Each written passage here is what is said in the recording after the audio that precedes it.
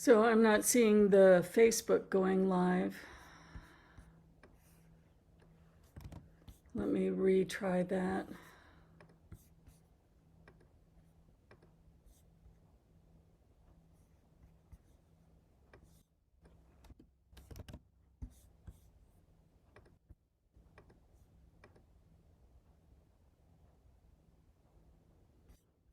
Okay. So welcome everyone. It was quite a surprise last week when I dropped out. It was a squirrel. Evidently, the power in half the state can go out if one squirrel somewhere touches one little tiny vulnerable spot. So it was a squirrel. So let's begin with the opening prayers, and we'll continue where we left off last week. All sentient beings, especially those enemies who hate me, obstructors who harm me, and those who create obstacles on my path to liberation and all-knowingness, may they have happiness and be separated from suffering. I will quickly establish them in the most perfect and precious Buddhahood. All sentient beings, especially those enemies who hate me, obstructors who harm me, and those who create obstacles on my path to liberation and all-knowingness, may they have happiness and be separated from suffering. I will quickly establish them in the most perfect and precious Buddhahood. All sentient beings, especially those enemies who hate me, obstructors who harm me, and those who create obstacles on my path to liberation and all-knowingness, may they have happiness and be separated from suffering. I will quickly establish them in the most perfect and precious Buddhahood. Thus, until I achieve enlightenment, I perform virtuous deeds with body, speech, and mind. Until death, I perform virtuous deeds with body, speech, and mind. From now until this time tomorrow, I perform virtuous deeds with body, speech, and mind. In the Buddha, the Dharma, and the Sangha most excellent, I take refuge until enlightenment is reached. By the merit of generosity and other good deeds, may I attain Buddhahood for the sake of all sentient beings. In the Buddha, the Dharma, and the Sangha most excellent, I take refuge until enlightenment is reached. By the merit of generosity and other good deeds, may I attain Buddhahood for the sake of all sentient beings. In the Buddha, the Dharma, and the Sangha most excellent, I take refuge until enlightenment is reached. By the merit of generosity and other good deeds, may I attain Buddhahood for the sake of all sentient beings. As earth and the other elements, together with space, eternally provide sustenance in many ways for the countless sentient beings, so may I become sustenance in every way for sentient beings to the limits of space until all have attained nirvana.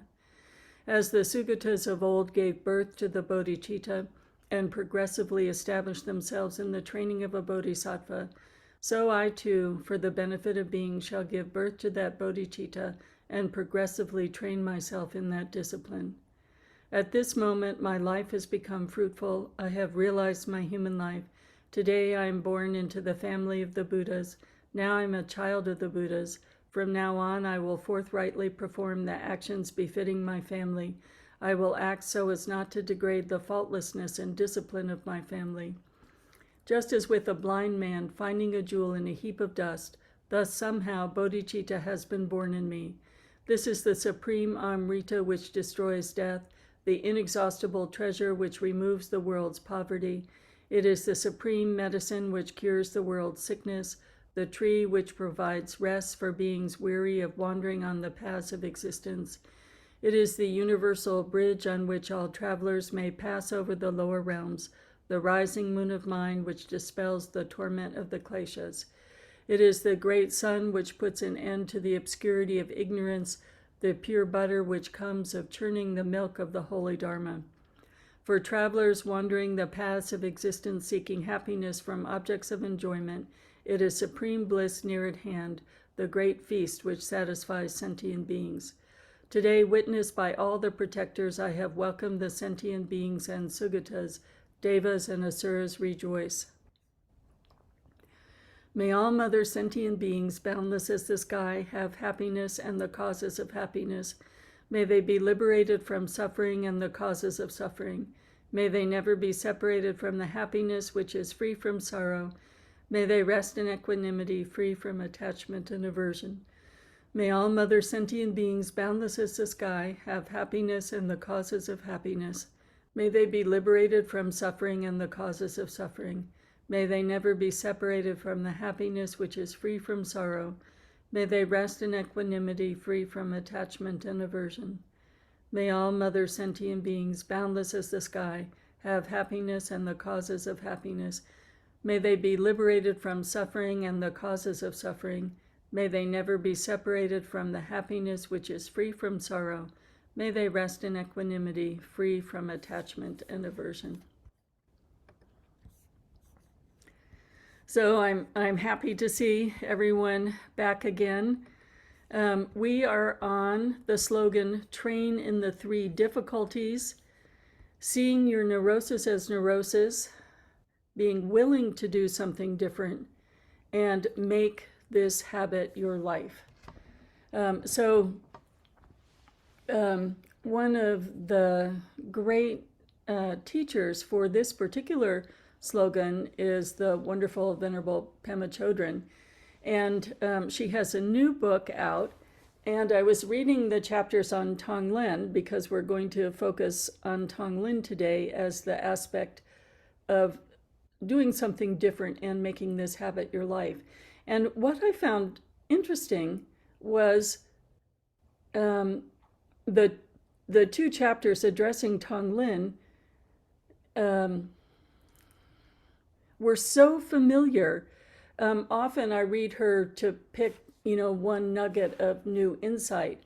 And I'm sure there is, the book is wonderful. There are lots of teachings in the book, particularly about death and dying. But the chapter on Tonglen was so familiar. And I had first this, this thought of maybe I should be disappointed. And then I realized she's accomplished making this habit her life. So the third part of training in the three difficulties is make this habit of seeing the neurosis, doing something different, and we're going to explore Tonglen as doing something different, and then make this your life. And that's what she's accomplished. So in the same way that, let's say, we are quick to anger, or we have various proclivities that are so hard to get out of, small addictions to things, large addictions to things, and the patterns seem overwhelming and impossible to change. She has replaced many of those mental habits with a habit of Tonglen. So the quick to anger habit has become liberated into, this occurs to me, Tonglen. Tonglen is specific, it has specific steps. That's where my mind goes when a difficulty arises, when I see a neurosis starting to arise. And this is really important because we are studying this mind training system because it's liberative, not because it's going to make our lives easier and happier, not because our families are cheering us, please do something different, but because it's liberative. It actually takes the ignorance and pulls it up. And so when we make looking at our neurosis, doing something different, a way of life, eventually it becomes the habit instead of the habit of the particular neurosis we were working with. So it was really wonderful to have the thought that we can replace the struggle with a liberative habit eventually, as we train our minds continuously to be willing to do something different. So the presentation of Tonglen, the steps from the lineage that Venerable Pema Chodron presents it, and that in which I was trained, stays the same. The particular steps. Similarly, if you study the loving kindness with me in the Drikung lineage, the steps stay the same because it's medicine.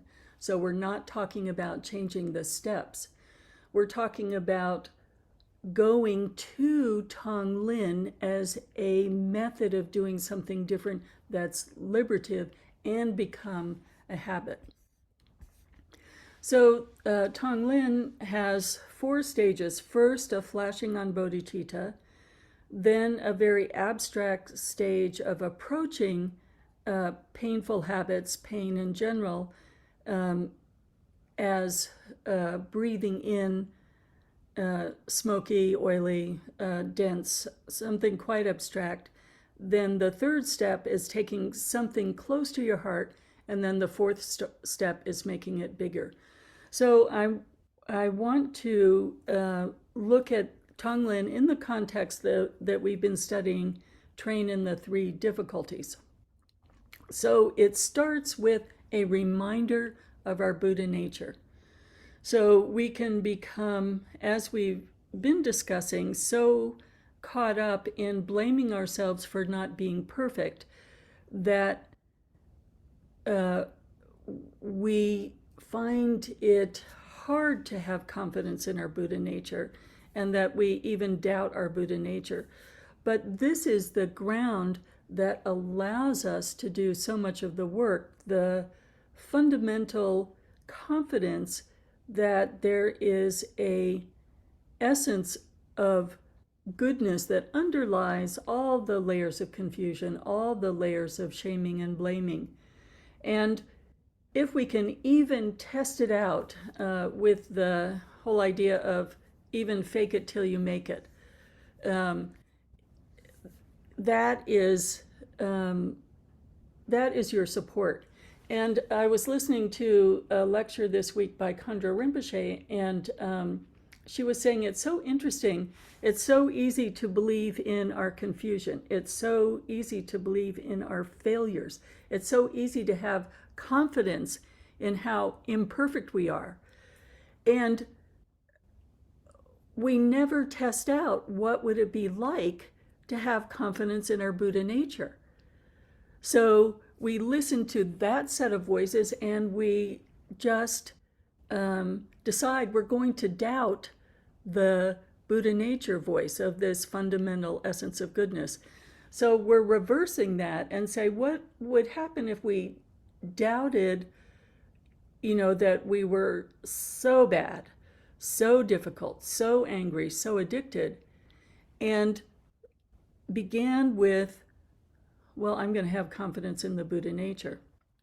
So we're looking at that perspective in Buddha's nature, essence. Buddha nature is intrinsically our awareness, and everything else is a covering. So the next stage is to really look at how do we approach difficult situations. Now, in the training of the 3 difficulties, it's recognizing the neurosis as neurosis and being open and willing to doing something different. And so many of you have reported that with this mind training, now when you're just about to get angry or just about to scream at somebody, in the parking lot, or just about to, grab the biggest piece of cake, you can pause. So there's that sense of beginning to recognize neurosis as neurosis and pause. And we talked extensively about how in that pause, if we go into shaming and blaming, that is so painful, then we don't want to look at the neurosis. And Pema Chodron expresses that as making your mind a battlefield. So we're seeing, okay, that is something that can be a habit. What if I went for liberation instead of just pausing? And the going for liberation is moving towards the pain, not only pausing, but saying, what if I, in this moment, breathed in that pain of the habit coming up, pain of the neurosis, what if I changed the human condition patterning of my mind to sit with that pain or even breathe that pain in? And fortunately for us, I've never seen anything like it, but the New York Times did a visualization of this. So I'm going to share the screen to the New York Times visualization. Oh, I have to find it again. Sometimes, let's see if I can get it up again.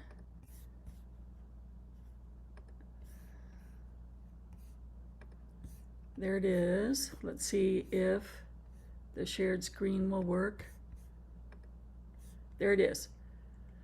So we're breathing in that painful feeling, and we're breathing it into the spaciousness of our Buddha nature. So I'm going to type in shame. Okay, you can join in with other, if you want to direct me what you might want to type in. How would you describe the pain in the moment that propels you into a habit that you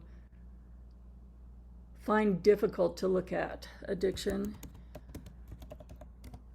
Any other suggestions? You can unmute and give me a suggestion. Frustration. Okay. Frustration. Fear. Fear. Grief.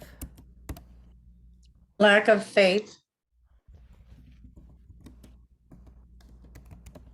Okay. Loneliness. Loneliness. Oh. Terrible spelling. Anything else? Confusion. Confusion.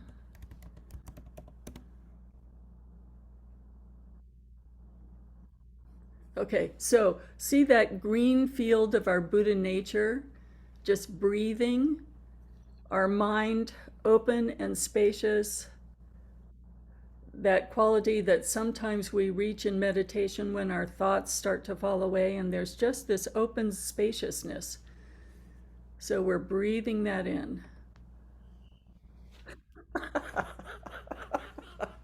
Oh, I think that's so hysterical. Who knew the New York Times would make such a beautiful visualization? So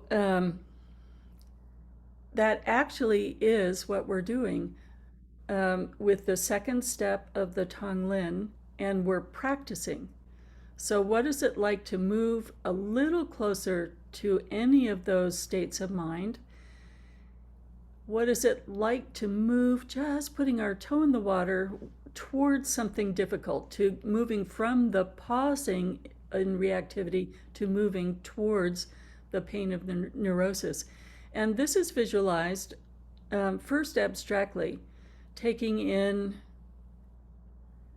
a fogginess, if the air was a little dense, if the air we were breathing in had a little bit of foul odor, if it was a little smoky, if it was a little oily.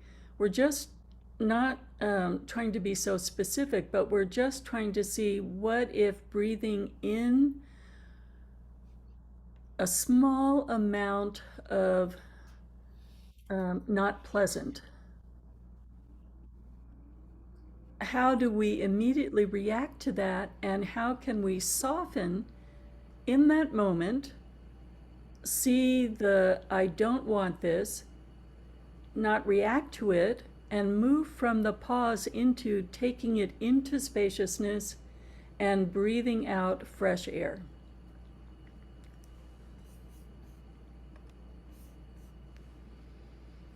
So let's try that for a few minutes.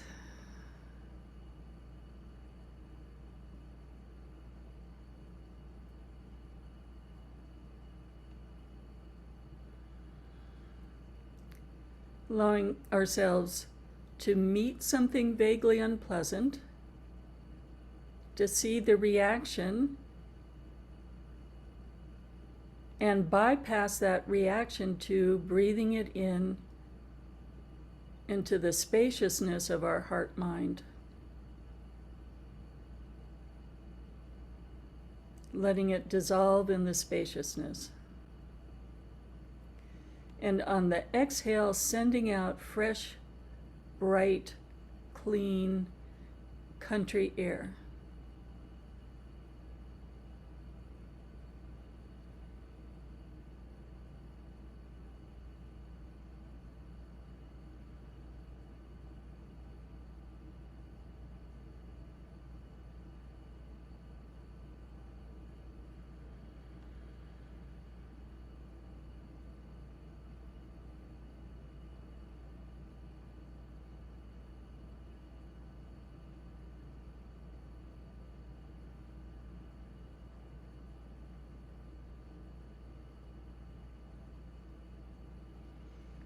So that spaciousness we're breathing the unpleasant into is the spaciousness of our Buddha nature, our sky-like mind.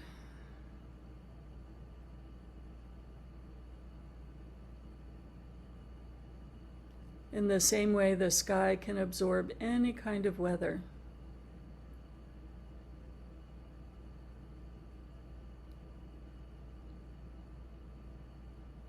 If we don't narrate to ourselves how and why this is unpleasant, the story of its unpleasantness, and if we don't fall into, I don't like this, this is so difficult for me, poor me, poor me, poor me, narrating either, dissolving the narration on either side. If we just sit in the spaciousness, we can watch that tiny unpleasantness dissolve in our spacious nature.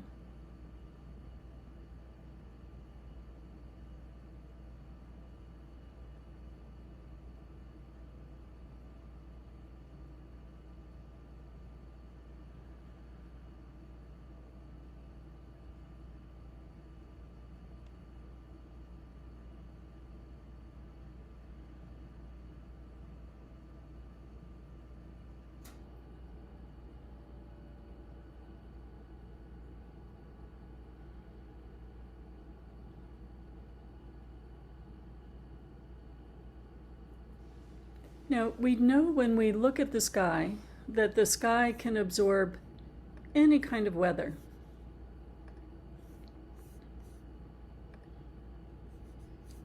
All the storms, all the rain. Similarly, the spacious aspect, the Buddha nature aspect of our mind that's not caught up in how hard this is for me, my story, and not caught up in oh, the garbage is smelly, and, why did I leave the, why didn't I take it out? Why does, fish smell so bad? Or, whatever story you might have about garbage, leaving that narration alone. And we rest in the spaciousness, it actually can absorb anything that we that occurs to us. The thoughts are impermanent and dissolve on their own in the spaciousness. So I'm going back to the New York Times because this is actually a really good illustration. So let's say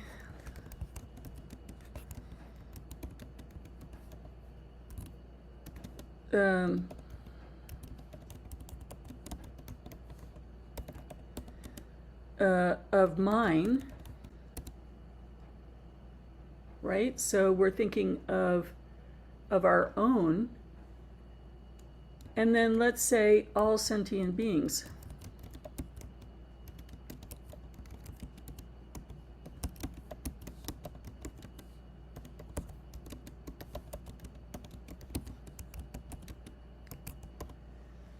Sometimes with Tonglen, we have a fear arising that my pain hurts me so much. How can I extend this breathing in to the human condition of all beings feeling anger in just this way, all beings feeling grief in just this way, addiction, confusion in just this way? Am I in some way overwhelming myself by taking in more? But look what happens. It all gets absorbed. It's not in the spaciousness, there's no sense of more. There's no sense of this relating to the human condition. Like, for instance, if I'm looking at the pain of illness, or the particular illness that I'm experiencing right now, and then I say, well, in this moment, everyone in my local hospital is feeling the same. In this moment, everyone who's ill is feeling the pain of the illness in just the same way. And I might think of, well, is this going to make my illness worse? That's actually not what happens in the spaciousness of the mind. It's just like that illustration. It all gets absorbed into that vastness of mind, with no accumulation. A small thing or a large thing is equally dissolved in the vastness.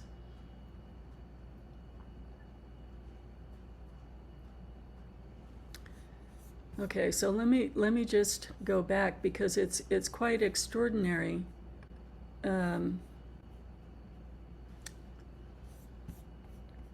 To really understand this, because it takes our fear of doing Tonglen away. So I'm going to put in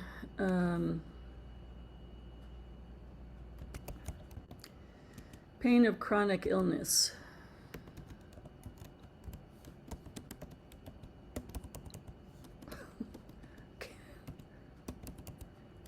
And all beings experiencing this. Okay, what would you add to that?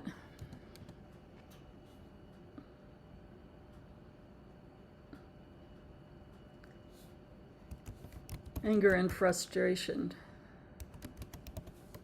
Loss. Loss, okay.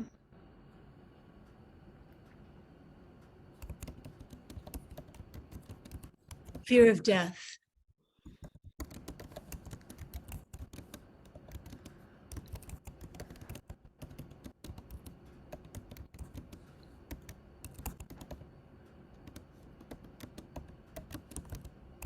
One more.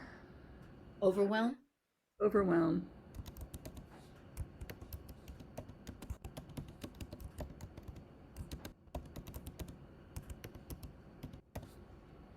And then look what happens.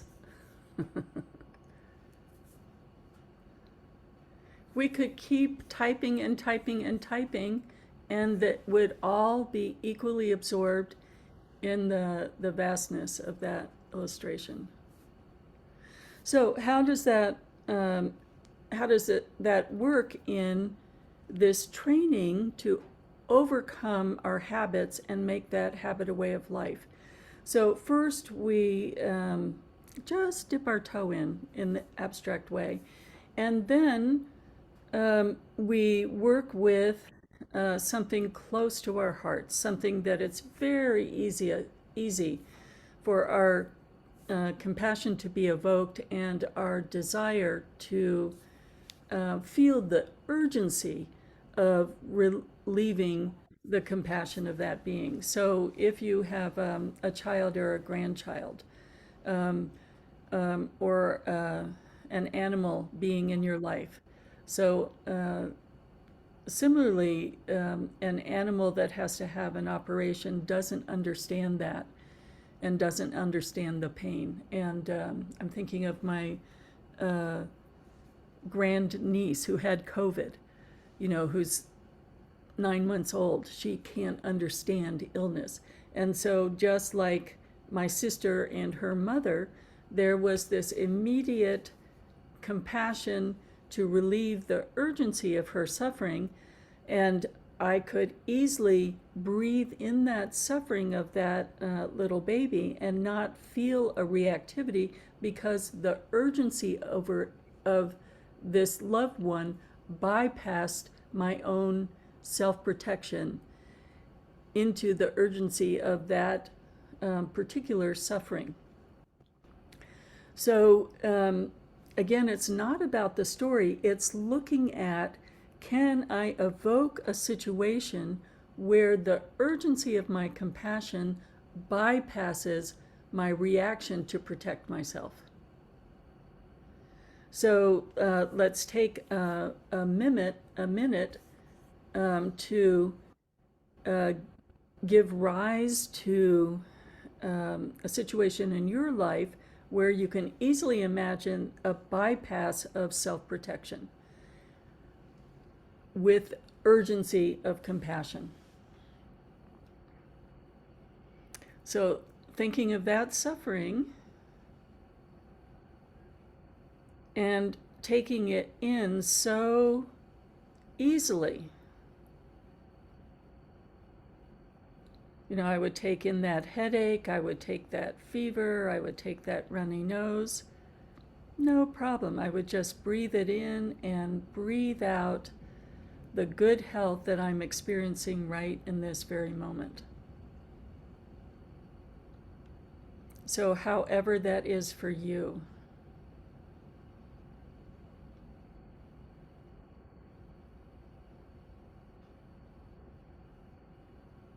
And let's just practice that, noticing all the stages and the nuance of the instruction that Pema Chodron emphasizes is, if any point, any aspect of this visualization is difficult for you, then just breathe in forgiveness, breathe in the difficulty. So many people trying to learn this are experiencing difficulty, not going into shaming and blaming, but taking the Tonglen right to that moment of difficulty and the pain that you might feel arising with the difficulty, and breathing out encouragement.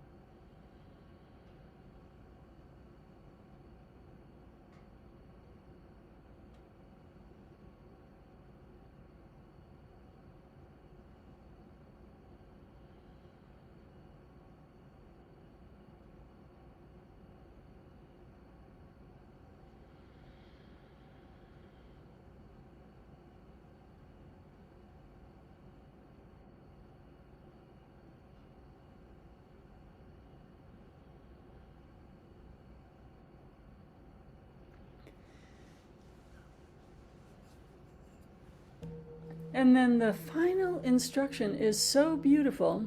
The final instruction is a teaching on equanimity, the equality of all sentient beings. And the final instruction is, make this visualization, make this taking in of the unpleasant in the situation where our reactivity to self-protection is bypassed, and make it bigger.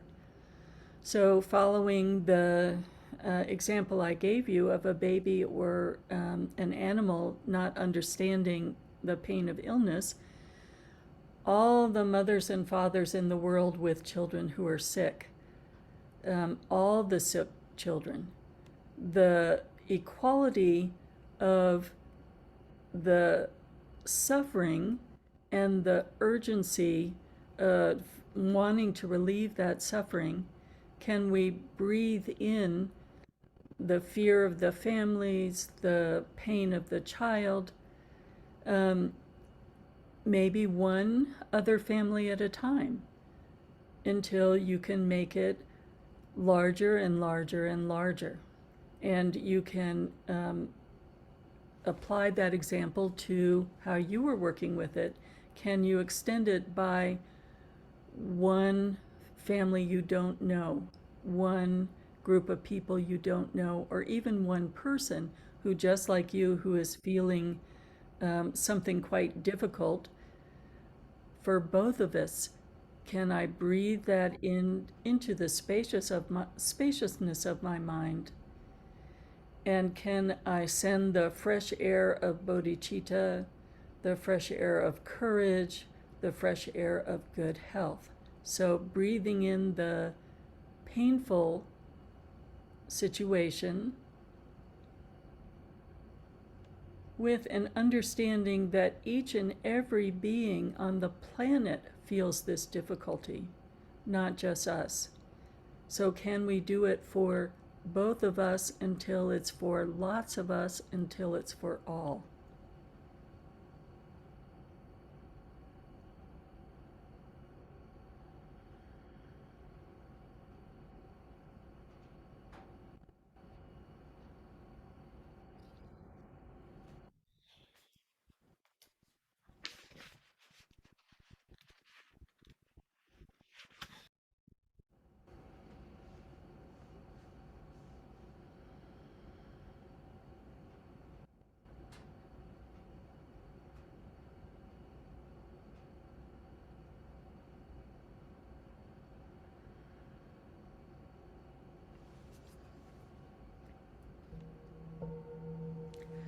So in the context of training in the three difficulties, seeing the neurosis as neurosis, so we're seeing in all the myriad ways where there's a reactivity to pain that sets up a pattern of behaviors, and seeing that moment to be, this is what trips me up in my mind training, this is what triggers destructive patterns. Then we're going from being willing to do anything that's different, walking out the door, standing on your head, calling a friend, to then what if we set up a liberative doing something different? And Tonglen is a way of using the observation of the neurosis, the pain of the neurosis, to do something that actually liberates that habitual pattern, and then becomes an extraordinary training in compassion. And whatever stage we are in exploring this, whether it's just standing on our head or taking it to the meditation cushion, then making this our life, making this mind training our life, making this exploration of pain in a liberative way instead of creating a battlefield way in our minds.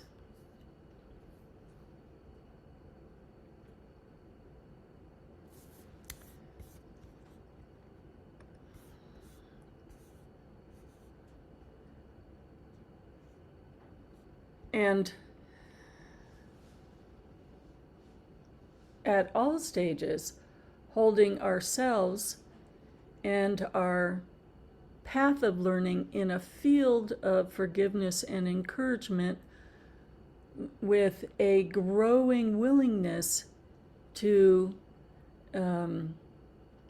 have confidence and stand on the ground of our Buddha nature. switching our confidence in our imperfection to our confidence, growing confidence in Buddha nature. So we have some time for discussion. To keep it confidential, I'll say a brief prayer and stop the live recording. Bodhicitta, excellent and precious mind, where it is unborn, may it arise. Where it is born, may it not decline, but ever increase higher and higher.